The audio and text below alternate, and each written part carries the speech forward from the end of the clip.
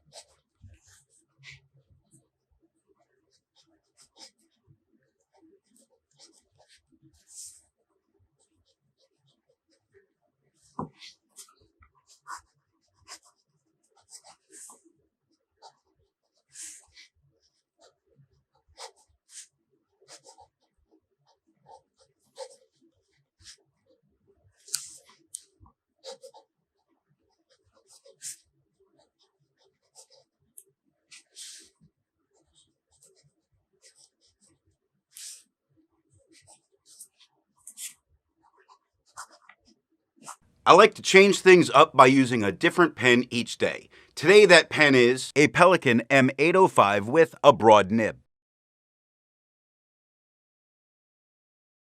It's inked up, used for a day, and used to take the notes for this video. To see how I arrived at that opinion, let's take a look at the first writing sample done on Clairfontaine.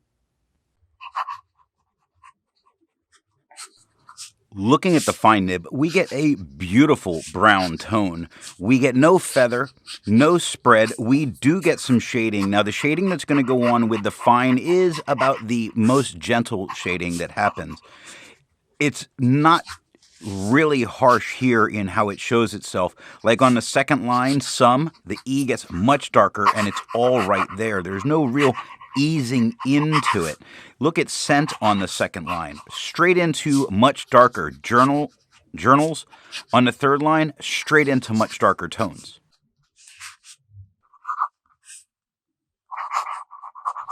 Looking at the broad nib, it is a little bit darker than what we had with the fine. We get no feather. We get no spread. We get that very hard into shading that I talked about in the beginning. Look at first word, very dark at the E. Beginning, very dark at the first part of the G. Lighter around it. Published on the HE, much darker than the rest. No real blending in and blending out. Just straight to very dark. Like the right side of the Y in fairly on the third line.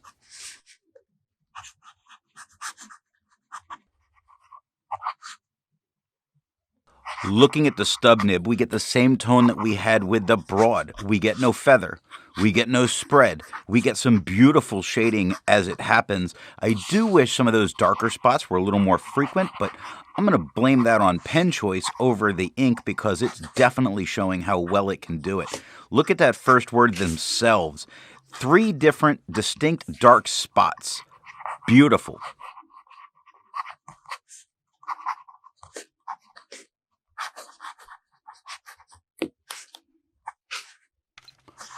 Looking at the back of the page, we see that we get no bleeding, no ghosting, no problem using the backside. To have a range of experience with this ink, all of the writing samples are done with a Lamy All-Star with a fine nib.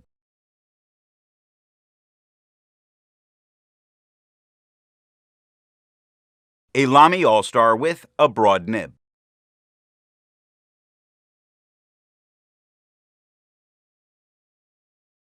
A Lamy Safari with a 1.1 stub.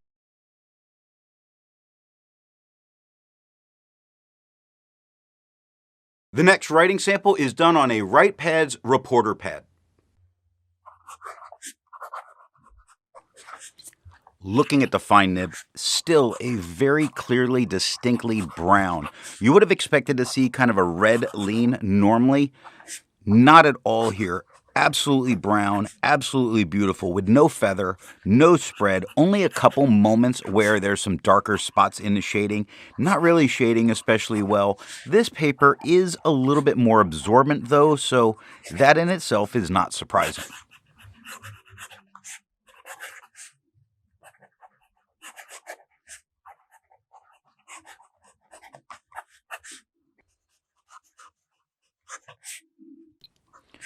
Looking at the broad nib, we get a little bit darker tone than we had with the fine. We get no feather, no spread. We do get some nice shading. Look at when the Y of analysis hit the L of called or the S of analysis. We get some very dark spots. So I feel like this is a thing that maybe if I wrote a little bit slower, then I could pull out even more of the shading as I could back over letters, like when you're crossing on an E.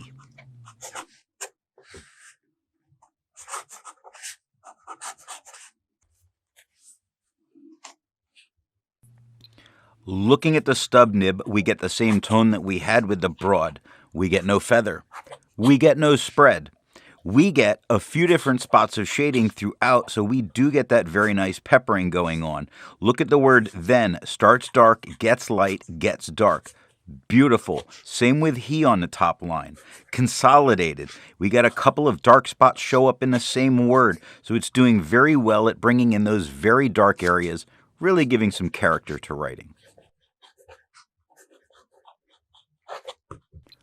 Looking at the back of the page, we see that we get no bleeding, no ghosting. We can easily use the back of this. I agree with Vita. There's a lot to learn by doing multiple chromatographies.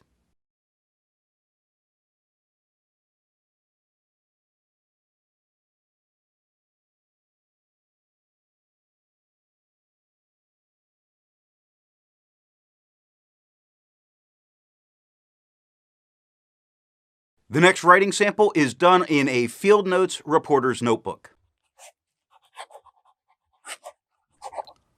Looking at the fine nib, we get about the same tone that we had with the last paper. We get no feather, we get no spread, only great performance on paper not made for fountain pens. We're not getting really any shading, though we do see a couple spots come up. I think it's more incidental in what's happening, but there are some darker spots there, so I guess we can count it.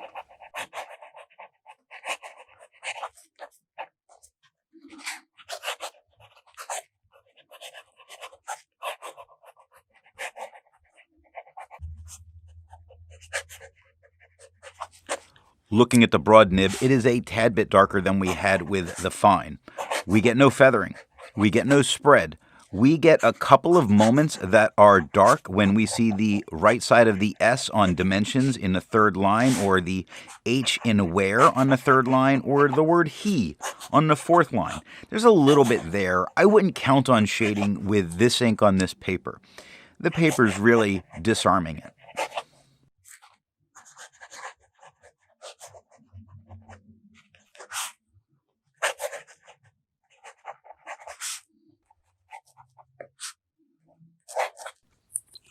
Looking at the stub nib, much the same that we had with the broad, same tone. No feathering, no spread, only a few moments of shading that are popping up, not something that you should be expecting and looking forward to if you're using this ink, or this paper. So it's beautiful there, it's just not shading.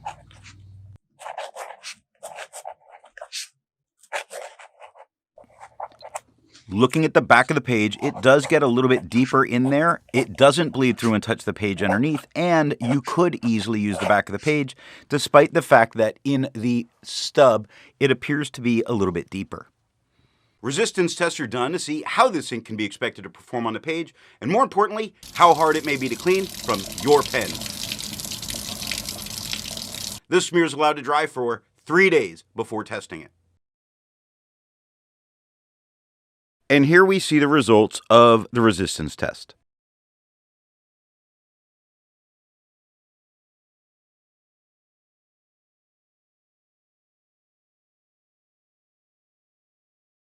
The next writing sample is done in a Portage reporter's notebook.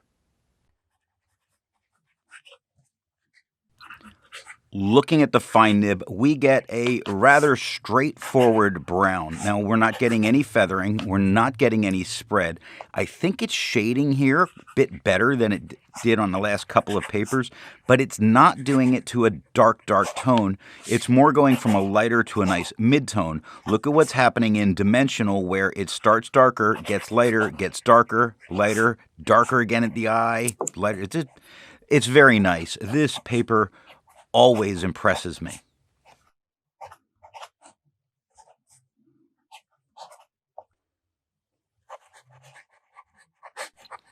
Looking at the medium nib, we get a little bit darker tone than we had with the fine.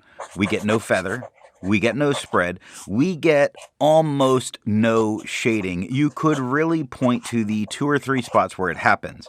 All you can expect here is a good solid performing ink on a solid performing paper, but not shading.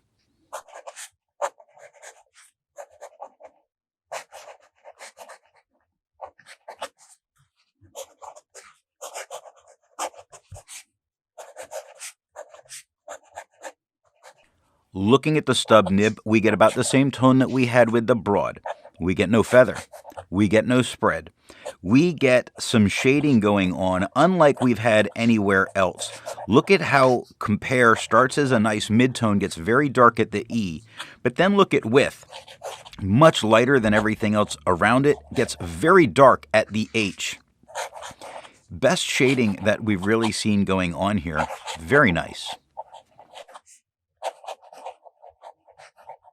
Looking at the back of the page, there is a lot of ghosting, so using it would really be a user call whether or not you could do it. You see a lot of spots where it looks like it has come through, but it did not touch the page underneath. With over 1,000 inks reviewed, let's take a look at some color comparables. Here is Diamine Saddle Brown. Here is Mont Blanc Carlo Carliti. Here is Pilot Grain of Rice.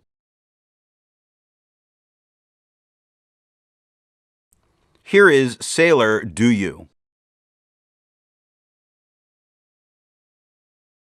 The next writing sample is done in an Office Depot reporter's notebook.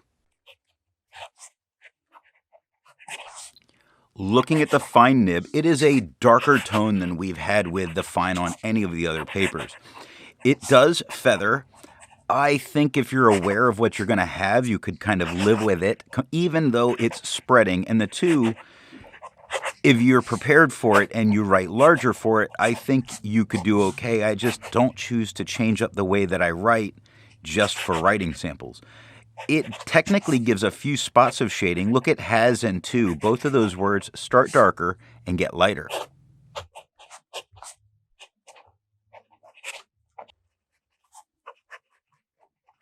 Looking at the broad nib, we get a darker tone than we had with the fine. It feathers. It spreads. That's normal for this paper, so not a problem. It technically is giving a few different spots of shading. You can see the cross at the T of geometry on the second line is a bit darker. You can see that the R of 4 on the third line is a bit darker. You just don't count on it really here. I think it's incidental. Accidental even.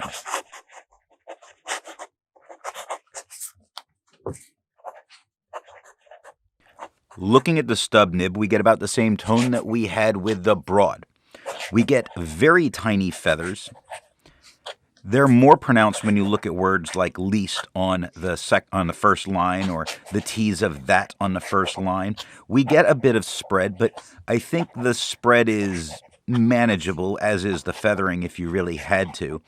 We get a few spots of shading that actually come through, but with this paper it does make me worry about what's about to happen when I turn it over. Looking at the page underneath, you see a lot of spots where I've circled, and that's because it bleeds through constantly. And when you see the back of the page, there's no question why. There's no using the back of this page. While it's nice to find other inks in the same color family, I'd prefer to find an ink that complements its color on the page. Here is a pink ink by Platinum, they're pink.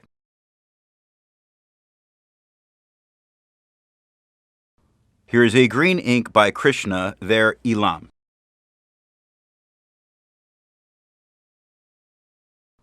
Here is an orange ink by Sailor, they're Kobe number 11 Ukata Orange. Here is a blue ink by Califolio Byzance.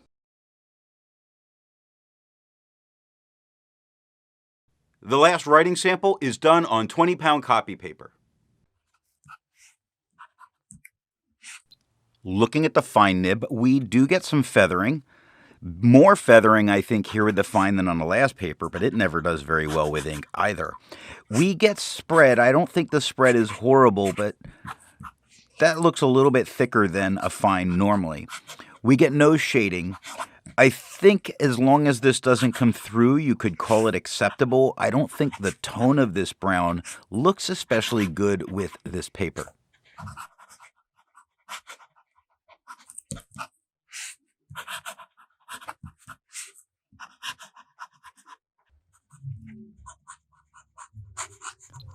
Looking at the broad nib, we see that it's a little bit darker than we had with the fine. We get feathering, expected. We get spread, expected. We get no shading, expected. We get brown on paper. Nothing more, nothing fancy. It's just there. I don't know why everybody insists on using this paper.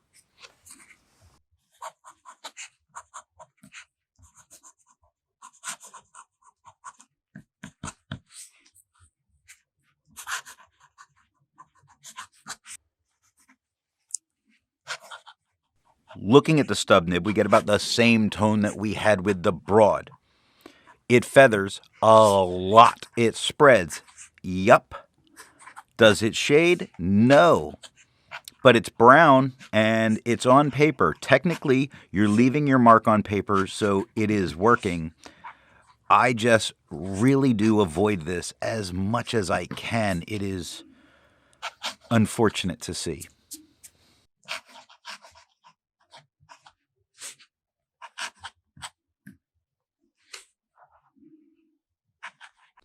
So what nib and pen do I think is going to give the best writing experience with this ink?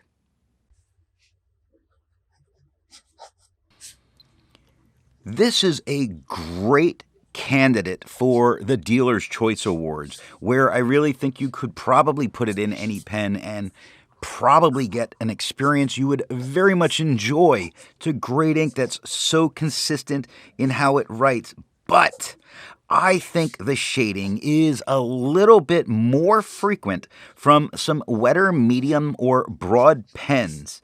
So that's my choice here. It's another case where I think I really chose the pen well with that Pelikan M805.